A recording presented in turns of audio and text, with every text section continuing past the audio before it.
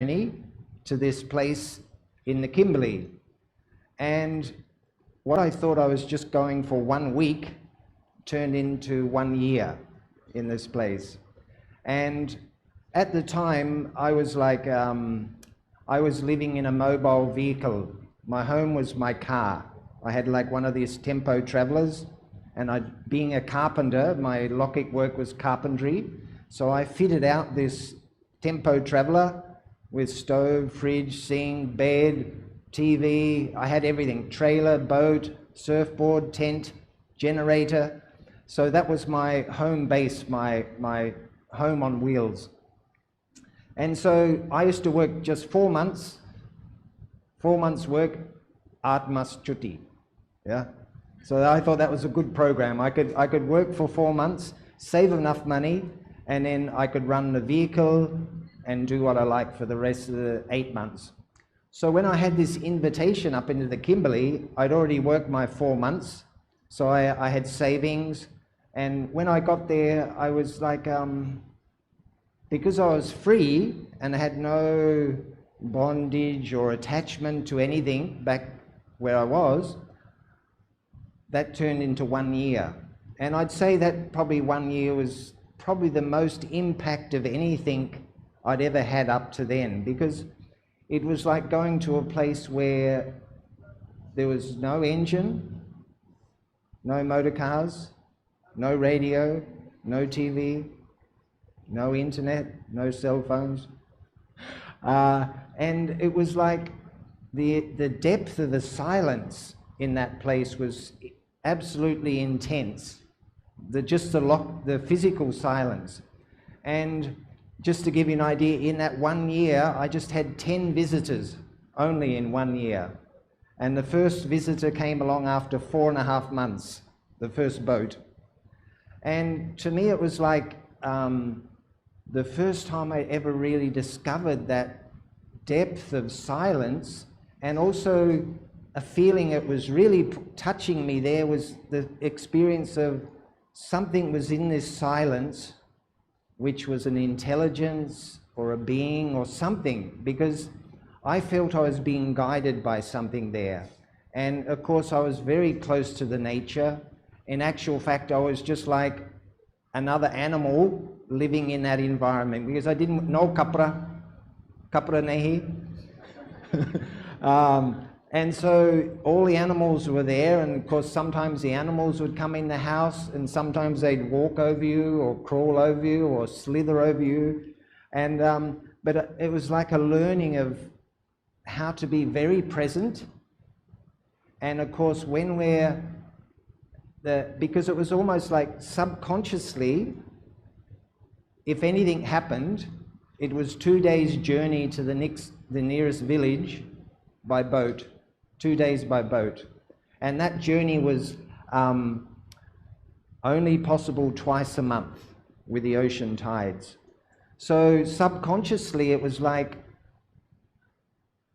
to pay attention to each step, and whatever is doing was even more so, because if something happened, you've learned here, know the word Om Shanti. Yeah.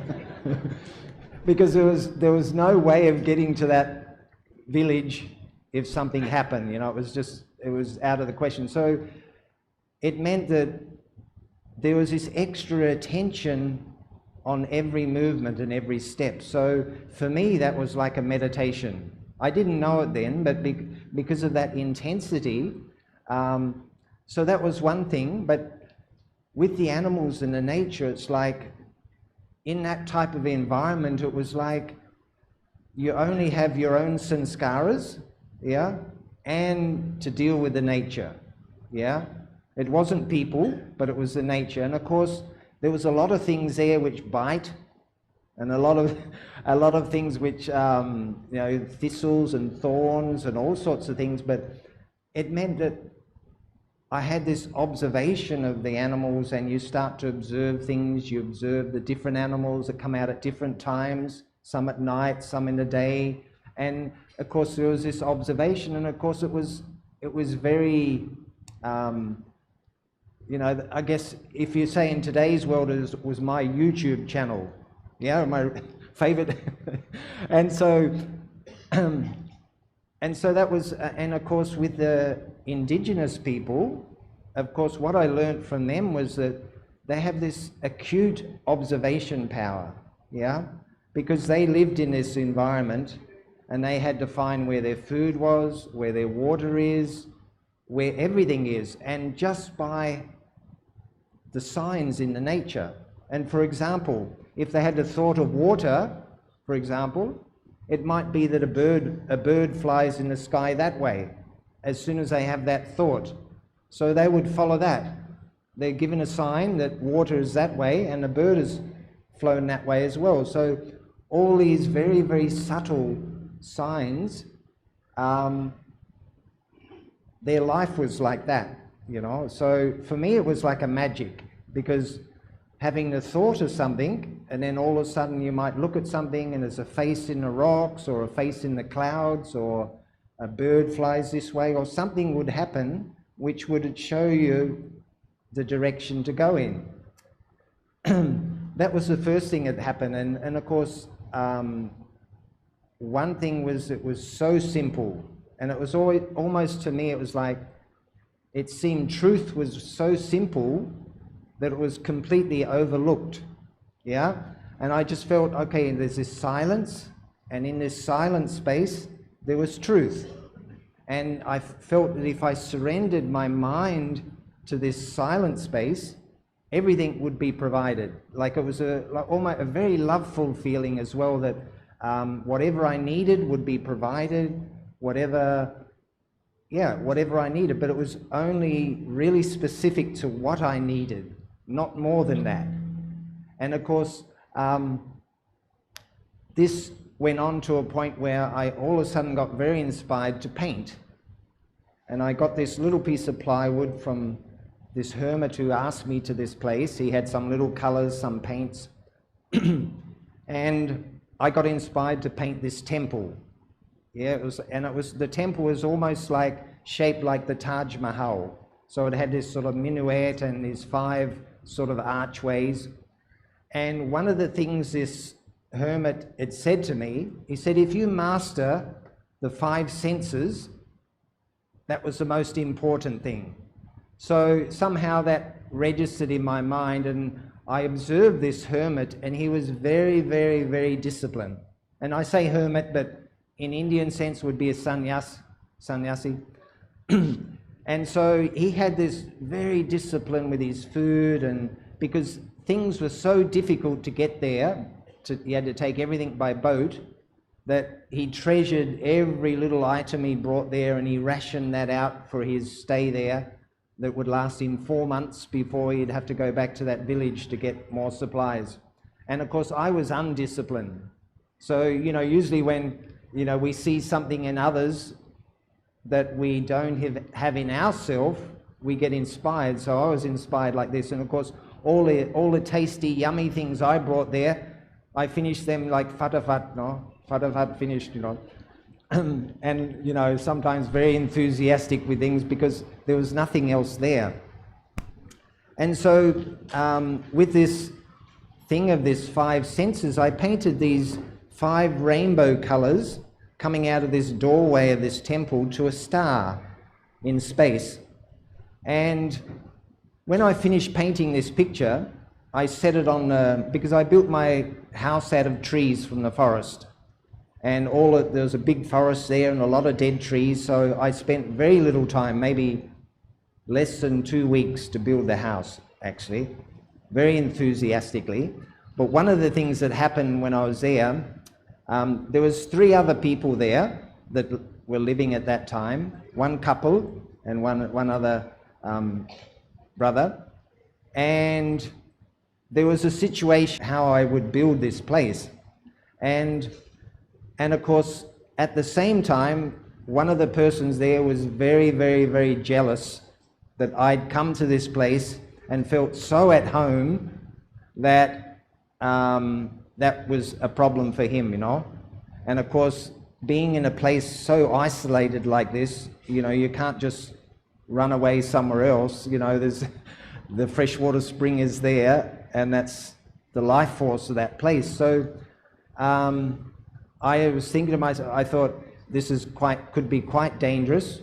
But anyway, I remember I was sitting up on this sitting spot on the side of the cliff, and this person I could see in the distance climbing up the rocks, and I could see he was very, very, very angry, yeah? And he climbed up these rocks and he got almost to me, and he went to pick me up to throw me off the cliff, yeah? And at that moment, I was completely still and silent. And it was almost like he was paralyzed to actually pick me up. He stopped at this point. And after that experience, I thought, okay, and so that's when I started to build my place out of the forest, separate to the main camp. And as it went on, when I painted this picture, and these rainbow colors come into this star, I put it on the handrail of the place I'd built, and from a distance of about 3 meters, I could see this very clear photograph of someone sitting in the middle of the temple. But I didn't paint that. I just painted the temple. And this person was like, had white hair, white mustache, sitting like a half lotus position. And I was getting these feelings of this thing of surrender, but also the aspect related to food.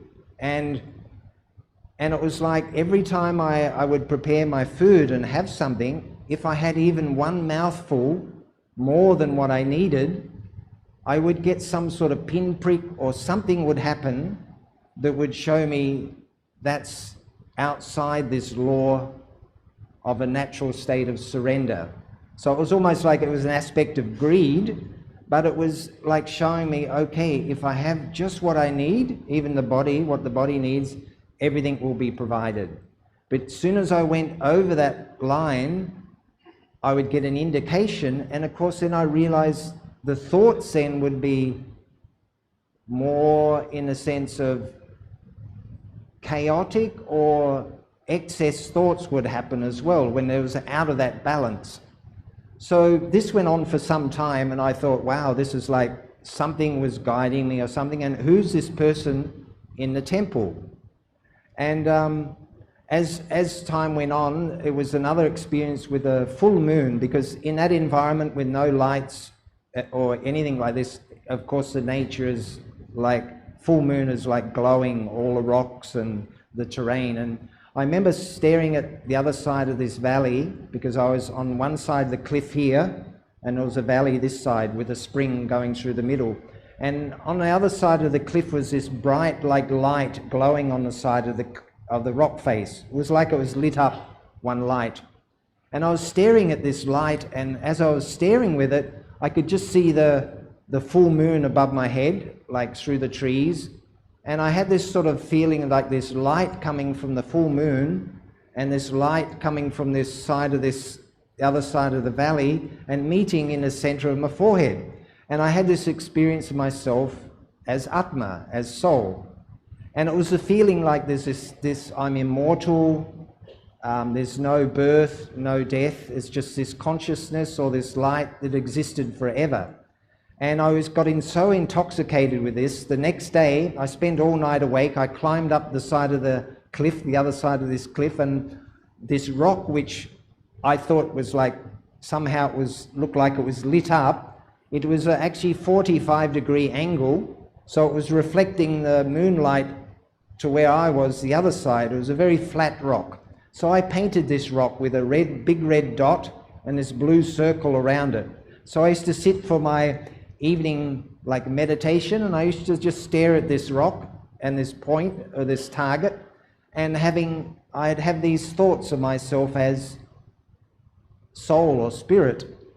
And I got so intoxicated from this that it was like, as time went on, it was like a feeling, of course this was wonderful, but then after a certain point I thought, well, wouldn't it be nice to be amongst people and have this same stage? Because there was great, because there was, 3 other people, but it was like the feeling of, okay, how to have this state amongst people. So it was after nearly 1 year that a trawler came along, fishing trawler, and I decided to get a ride with that trawler back to the village. And of course we went through a cyclone, the boat nearly went over. It was like a big journey to get back to the village. But I got back to the village, and then I was so inspired at that point to paint, you know, that I went to the government.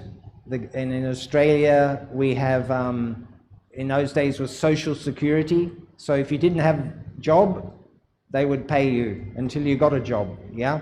So I thought that was a great idea. And I went into this social security office, and one of the people in that social security office was a BK. And I remember I went to this person, I said, oh, I'm living outside of the village on a very bad road, very rough road. I said, I'm not interested in carpentry. I want to learn to paint. Can I still get these unemployment benefits for doing that? And he said, yes. So I said, thank you, you know. So I used to come into that village every 2 weeks, get a check, buy some colors, some paints, and go back out to this property, which I also built another little hut. And I painted my experience of that 1 year in the forest. And of course, every picture I painted this point of light, which I experienced, this point of light as a soul. So right at that time, and it's about this time now, I think that coming up this next full moon, in that village they have a big festival for the pearl. You know the pearl, you call, I think in Hindi it's moti, yeah? So that town is famous for this pearl. So on that festival they asked all artists or those who are even practicing artwork if they wanted to submit some picture for that exhibition in that big festival. So right at that same time, also another BK used to come to that village every year for that festival, and used to find a place on the outside the village along the beach property, and he'd pitch a tent and he'd stay there for 2 or 3 months. Well, he'd come along and he'd come onto the property I was living on, and he saw this picture I was painting of this point of light. So he said to me, do you know what you're painting? And then I said, I had this experience of Atma, this thing of point of light. And he said, yeah, this is a symbol of Atma, Param and Paramatma, Parampita. And all the pictures I had this form of light in it. So I got the introduction then of Raj Yoga through this picture I'd painted. And that one picture I submitted to that exhibition won first prize. So I got a few $100s, which was great. And so it was, for me, it was like having the experience of Supreme Soul and Soul before getting this knowledge in that place in the Kimberley. And funny enough, that place in the Kimberley, if you draw a line from the southern part of India to Australia, that's the closest point in Australia, that Kimberley area. And I really felt at that time when I was in that place, a connection with India. And I read this book of this Paramahansa Yogananda. It was a autobiography of a yogi. And of course there's many stories in that book, and that was my first read of anything from India. And of course I thought, is this really real? These people that have these different occult powers and city powers, and you know, some would climb up a rope and disappear, some didn't eat, some, you know, there's many stories in that book. And of course there's many photographs in that book as well, black and white photographs. And I thought, coming back to that painting I'd painted, is any of these, is the picture in this painting any of those people in that book? And of course I went through that book when I was up there, and I looked through, and I didn't see anyone that looked like that. Of course it was Brahma Baba, but I didn't know that, of course, then it was Brahma Baba. But so when I did the course, and I first, you know, because in Australia, when they give the course of Raj Yoga, they're very, very cautious, not sort of presenting or anything to look like anyone as a guru, you know. So Brahma Baba's picture they would keep somewhere to the side, because they think, well, we might think he's a guru or something. But of course when we understand the story of Brahma Baba, we understand that. But before that, and of course when I did the course, of course, I remember going to this tent, this camp where this BK was living, and he had the picture of Brahma Baba in the tent, you know, and I sort of caught sight of this picture and I said, who's that, you know? And he sort of said, oh, that's Brahma Baba, the founder of Brahma Kumaris. So I said, that was the person in the middle of this temple that I'd painted. I recognized the face and the moustache and the sitting position. So, you know, this is like in the middle of nowhere that I had the experience of firstly soul, then supreme soul, and of course the Brahma Baba. So when I did the course, it was like I straight away knew that, okay, this is, you know, it's not the sequence of how things happened. And of course, and one of the interesting things also was, you know, especially in the West, when they mention Amrit Vela, you know, Amrit Vela is usually, wow, you know, what, getting up at 4 o'clock? No way, you know. You think I'm going to lose 3 hours sleep or whatever. But my favorite time painting was because this was also in the Kimberleys, a very hot climate. It's like whatever hottest place you have in India, it's like that in the summer. It's like really hot. So I used to sleep in the day and I used to paint all night. And of course, when Amrit Vela was mentioned to me, I thought, no problem, I'll just stop for 45 minutes at 4:45. So I used to stop and I used to put, because I didn't have any electricity there either, so I was working by kerosene lantern and a gas lantern and candles. So I used to put a candle behind a book and a chrome thumbtack on the wall, on the timber column, and I used to sit and the candle would reflect off this drawing pin like a star, point of light. So that was my focus point.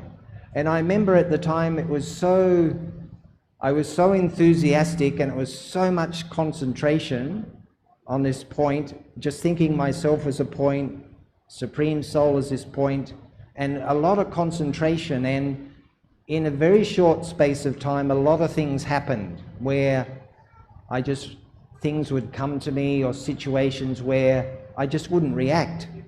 And I knew it was through that concentration. And of course, it was, to me, it was no doubt that through this concentration and focus on that point of light, myself as a point of light, Supreme Soul, that there was this transformation taking place. So I continued with this, and of course, I think it was about 9 months after that I come to India for the first time. So that was in Mount Abu in Pandabhavan, was there then, the main headquarters. This Shantivan was not here then, or Gyan Sarovar, it was just Pandabhavan. And of course, first time coming to India was like the feeling, this is more my home than Australia. So that was that. And of course, as I was already painting this image of light, and my specialty was using the airbrush, the spray paint. In those days we didn't have these big printers where we print them all now, but in those days it was all by hand. So I would show the artists, instead of painting on plywood, you could actually get a big piece of canvas, stretch it on a big frame, and paint, you know, bigger pictures without joins or this. And of course, with the spray was a very quick way of doing this image of light and very subtle colors and blending. So I'd spend 2 or 3 weeks every year when I'd come to India, showing the artists how to use this spray paint, and I'd spend extra time in Madhaban as a foreigner. So that went on for, I think, maybe 10 years before Gyan Sarovar campus was built. And then of course I helped in the art department there, and of course painted many pictures for centers around India and also in foreign as well. And because I'd always kept myself free, I didn't really have any attachment in Australia or anything that was pulling me. So it meant I could stay here easily, you know. It was like there was no pull of the mind. And of course I really felt this was, you know, one of the things where even before Gyan, you know, if there was anything, it felt like some sort of bondage or attachment or something, I was very afraid of that. I thought, no, I don't want to do, in case I wanted to go A to B, I wanted to be free, that I didn't have anything pulling my mind to stop me doing that. So, of course, taking this gyan, it was like, you know, the knowledge of soul, supreme soul, and the journey we're in now to become karmatit. That feeling was there. Okay, how to become karmatit, you know? So, of course, as we know, it's a life journey. You know, it's not something that happens in 2 months or 3 months or 1 year. And a funny thing also with when I come here, I've been on a student visa for the last 20 years. And of course, when I go to the government, they say, "What is this? You've been a student for, when is this course finished?" You know, and of course, I say to them, "Well, it's going on. It's sort of like life." Of course, they scratch their head a bit, and you know, sometimes they got me to write out on a piece of paper. You know, in Australia, can you write out your program for the day? You know, what's your average program for the day? And I'd say, okay, Amrit Vela, morning class, you know, breakfast, morning, you know, maybe a class or something in the day. So that seems to work. I mean, and yeah, the journey of being here, and of course, now and then I get the opportunity to share with souls like yourself. So thank you.